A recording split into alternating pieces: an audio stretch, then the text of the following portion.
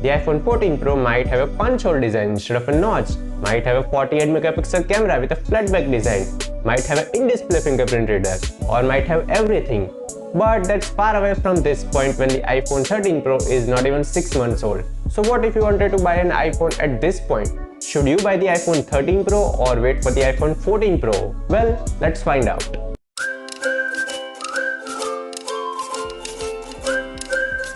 What's up guys, and let's talk in depth about this iPhone 13 Pro, and we will start with your favorite thing, and that's the cameras.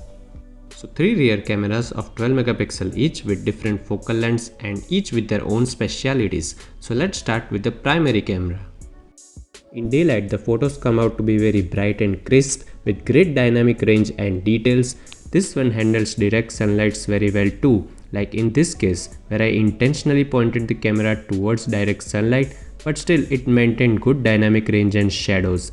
The skin tones are very natural without any beautification. Let's see some more samples from the primary camera. You also get 5 different filters to choose this time around, and here is a picture which I clicked in all the 5 modes. This is standard, this one's rich contrast aka pixel look, this is vibrant, this is warm, and this is the cool one. Personally, I use the standard mode as it is the most color accurate mode out of all. In artificial and indoor lighting too, the subjects are on point with great focus and exposure. There is barely any noise that you would see here. This camera packs a punch at night too, gathering a lot of light with long exposure times and still making the shots look natural, unlike the Pixel's night sight which just brightens up the entire photo. That's not the case with the iPhone. In the next pic, the light source is exactly behind the tree and it is very bright, but the iPhone still manages to keep a great exposure and dynamic range in the shot. Only a great camera can take this type of a picture. When it comes to videos, the iPhones are the best in the town, and it's no different with the iPhone 13 Pro. The 4K video looks as stable as a gimbal, and the details and focus on subjects is also incredible. Look when I pan around. This is not shot on a tripod, it's simply handheld, and also observe the natural bokeh on close-up. The videos are also color accurate and they do not have any problem when you change from scene to scene like this. When the sun comes in front, it does not overexpose and keep the colors in check. The night videos are also not a problem with amazing details. This time around, Apple has also added portrait videos aka the much advertised cinematic mode, and yes, it does work as advertised, but we will see a lot of improvements in the coming years. We also have the Pro RAW from last year and ProRes this year for videos. They both are huge in file sizes because as opposed to a normal shots, these modes will keep all the details that your camera was able to capture without compressing or doing any kind of extra processing. These modes are mainly for creators who would benefit from that extra information from the cameras while editing the video or editing a photo. And yes, no 4K in ProRes for 128GB iPhones. So let's look at the ultra-wide lens guys, and this is ultra-wide which keeps up with the main lens and does not fall apart like many others do. Look at the details it can gain in this field of view. Sure, the sky is more blue than it actually is and is more blue when compared to the standard lens as well, but overall very happy with a great ultra-wide lens. But when we talk about the night time, it does struggle to keep up with the main lens. The shots are great and amazing, but the night mode on the main lens is just too good for this. The ultra-wide lens also doubles up as a macro lens. When you go very close to a subject, it automatically changes to the macro mode, and look at this close-up shots in action. Observe how much details does it capture. It seriously is a very impressive macro lens too. So all in all, it's the second best camera in the iPhone 13 Pro. The third and the final camera is the 3x telephoto zoom lens. In broad daylight, the zoom lens is good at 3x and keeps up with the other lenses, but it is in low light that this camera also, just like the ultra wide, shoots good pictures but cannot match the main lens. The shots can come out to be slightly grainy, and only 3x is its weak point in 2022. You can digitally zoom at 15x and it is completely usable, but only in daylight, not the nighttime shots. So I think this is the weakest camera among the three, and hope Apple ups the game next year with a zoom lens, as we have already reached the 100x digital zoom now. Now for the selfies, clearly I have seen better selfie cams than this. Sure, it's good enough for social media but not spectacular like the back cameras. In indoor lighting, it's kind of washed out and not as clear as I would like. Maybe the glass screen protector that I have applied is affecting the quality because it covers the entire camera. If anyone has the 13 Pro, let me know in the comments below how is your selfie experience. Mine is just kind of average. Next up, let's talk about my favorite thing, and that is the display. Look, the iPhones ever since the iPhone 10 has had one of the best displays out there, and this one is no different. It's one of the most vibrant, colorful and brighter OLED displays that you will find in the market. Yes, it's very bright at 1200 nits of peak brightness, and I have used it in direct sunlight in the afternoon and the display is still easily visible. Keep it to auto brightness and it will take care of itself. The 120Hz LTPO refresh rate, which can go from 10Hz to 120Hz, is also fantastic. Apple lit to the party, were probably waiting for the LTPO panels to get perfect rather than the fixed 120Hz screens, which can burn through your battery life easily, especially on an iPhone which always have low capacity batteries than the other phone. So this display can be on 30Hz if you are watching a 30fps YouTube video, or 60Hz if watching a 60fps video, and so on and so forth for different apps and different scenarios, which helps in conserving the battery when the 120Hz is not needed. Nevertheless, I am glad that they did it, and every animation in the UI, be it opening or closing of the apps, multitasking, scrolling through the UI and other apps, every moment combined with the quality OLED panel means you are gonna love this display, and if I were you, I would have upgraded from my previous iPhone just for this display. Now before you go ahead and plan to buy one, let's talk about the elephant in the room, and that's the notch. No matter how good the display is, but the notch is always going to be the center of attention because it's 2022 and the notch is absolutely big. But is it big enough to skip the phone? Well, I guess no.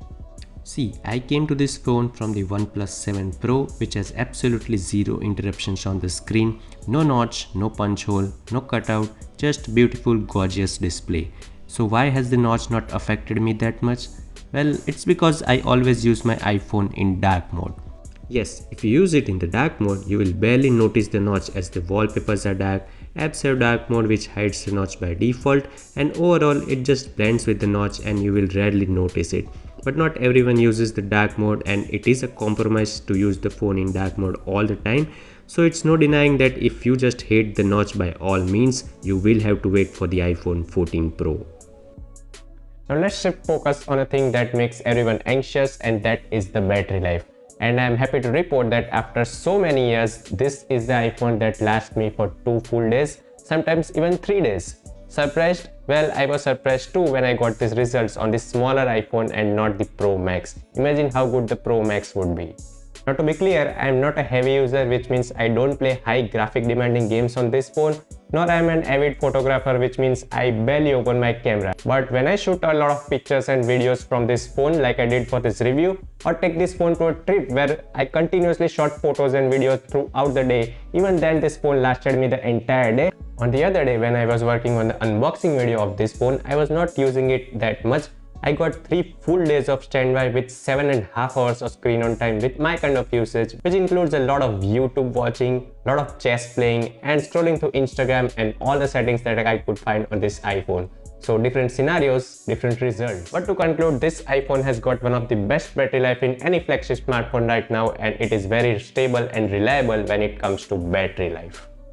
But hold on, not everything is rosy with the battery. To get a good battery life, you need to charge the phone. And for charging the phone, you need the charger, which is not in the box. I already raved about this in my unboxing video. So I charged this phone with my older iPhone 6 Plus's charger overnight, because there is no way I could charge the phone with a 5-watt charger today in the daytime. So Apple scores a 0 for charging experience from Techyy Anish.